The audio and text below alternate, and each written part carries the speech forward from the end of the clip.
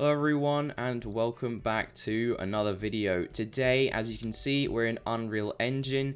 Today what we're going to be doing is starting our FPS series of tutorials. I'm not sure exactly where we're going to take this, but it was on request that I should do an FPS series, so that's what I'm going to do. I'm going to do an FPS series because why not? And I love to encourage people to start, getting into games design and whatever and helping people out. So what we're going to do, first things first, is, well, I already created two, let's just delete these because I'll tell you where I got them from. What I did was created two folders called character_mesh and character_animations.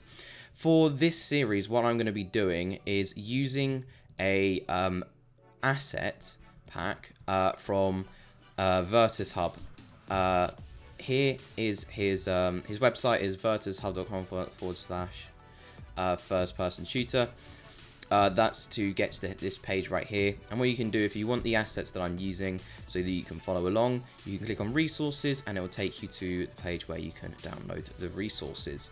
So after saying that, what I'm going to do is go to character and then mesh, grab the SWAT stuff, the SWAT FBX, quickly go in here and drag and drop it into here.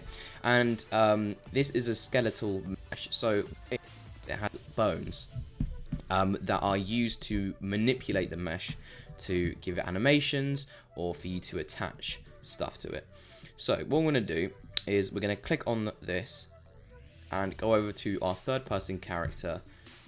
What we're going to do is click on the mesh, and as you can see here, we have got a skeletal mesh. This, like, as you can see, the bottom bit is purple, and so is this, so you can assign this to this. So what we're going to do is making sure that you have selected this in your content browser. This is what it's called. This is called the content browser. Go over to the third person character, and over here click this little arrow, and what that arrow does is allows you to pull whatever you've selected in your browser to the slot here. So now if we save and play, we have got a character mesh in the game all ready to go. So as you can see, he hasn't got any animations. He's just doing a thick T-pose right now. So we'll change that. So let's go over to our character animations, and I'm going to quickly import some animations for us to use so that we can get going. Once you've selected the assets that you want to use, you want to drag and drop them into the content browser, and this window will appear. So here, as you can see, it's asking for a skeleton to assign these animations to. So when you go over to here, you want to click on the none, and you want to click on SWAT_skeleton, or whatever the skeleton is called from your mesh, and import all. This could take a little bit of time, so I'll catch you guys after they've imported. Alright, now they have imported, let's quickly create an animation blueprint. And what an animation blueprint does is contains all the data and animations that we will use, and it can go through the animations, and there's conditionary rules and stuff. I'll explain a little bit more once we've created it. So once you've clicked on the animation blueprint thing, what you want to do is go over to here and click on SWAT skeleton, click OK. I'm going to name this character_anim BP and enter it. So here we see the output pose and the results. Drag off of that and add a state machine. Now, a state machine contains nodes of animations and conditionary rules between them, to which are the rules that you specify to go from each animation. So on entry, this is like when the default animation. We will take a node off and call this idle, because when we enter the game, we're going to be idling. So we want idle. Did I not import an idle animation? Hold on. Oh, I didn't. Okay, let's just quickly import the idle animation.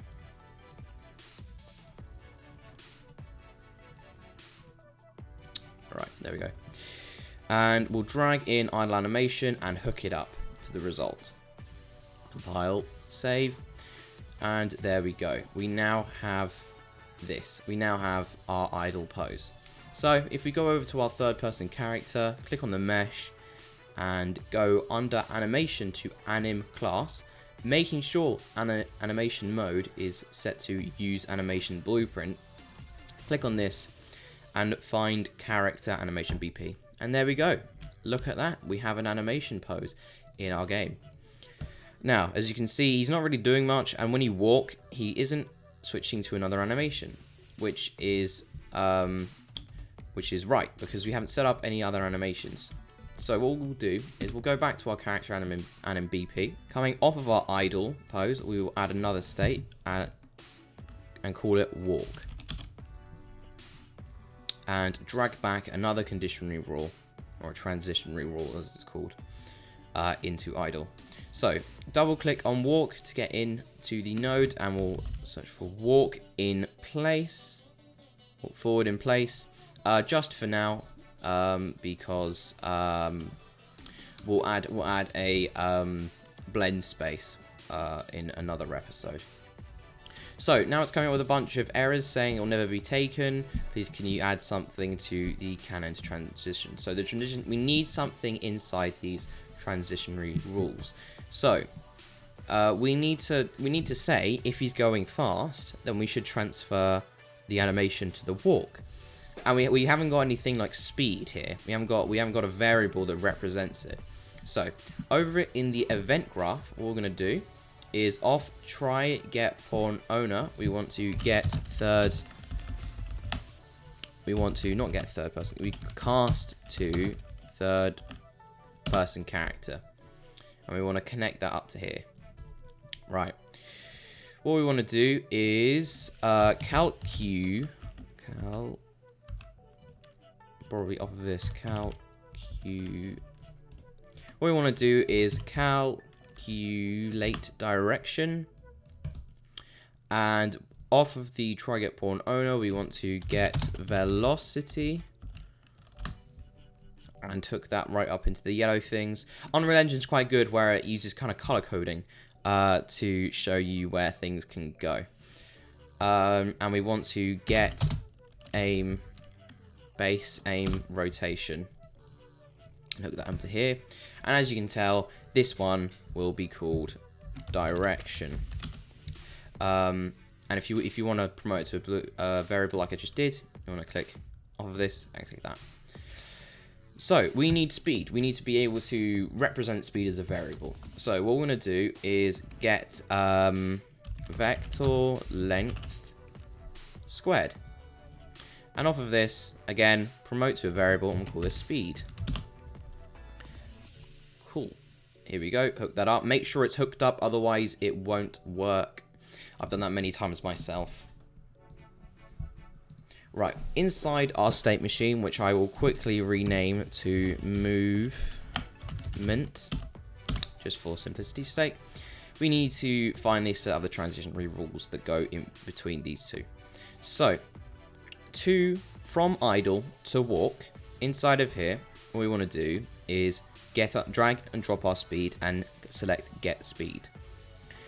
Drag off of this, and this is where maths comes in. So, think of it as an if statement. So if speed is more than or equal to, and you want the float version obviously, drag and drop it into there. If speed is more than or equal to 10, then you can enter the transition. And we're basically just going to do the same for this rule here, but the inverse. So we want speed is less than or equal to 10. Perfect. And now if we can compile save, we've got no errors, no nothing, no warnings. And if we click play, we go in here and look at that. We have a very nice walking animation. So this, you may be asking, this isn't first person character. I mean, it isn't. So what we're going to do is quickly make that happen. And yeah, do the same thing again. Hopefully you shouldn't have the same problem with the camera. There we go. 0.5, 0.5, and 0.5 again. Gonna press E to rotate it. Quickly rotate it like that. Just like so. Making sure that it's at the same kind of rotation as the head. So around about like this. If you want to kind of make it even more fine, what you want to do is come up here to disable the snapping and just do like that. There we go. You can change it by like the teeniest bit. So I'm going to turn off real time again. Press W and do it like enter the camera into his head. You can see it's a little bit off, so I'll just quickly fix that up. And then what I'm going to do is rotate it 90 degrees onto the side. So then the whole kind of camera lens fits inside his head. Quickly drag this into here. There we go. And bam, we have a nice head camera, first person perspective. So what I'm going to do now is compile, save, play, and oh wait, why is it like this? Why are we seeing this? And why can I not move? Well, what we need to do is enable 2 booleans to make it so everything is nice and fluid. So if you already clicked on the follow camera, if you go down to camera options, use pawn control rotation, click that to true, and under third person character self, click on that, come over to pawn and use controller rotation yaw, click that to true. So now we have a nice first person perspective just like that, set up in only 10 minutes or so. Alright guys, that's going to be the end of the first episode. I hope you guys did enjoy. If you did, don't forget to smash like, and if you're new around here and like games design content, subscribe. I'll be hopefully be doing more of these, and I also do live streams of me making my game Glory Survival. So check that out. If you haven't, I have it in a playlist. If you click on my playlist, you should be able to see it. So yeah, thank you guys so much for watching, and I'll see you guys in the next one. Goodbye.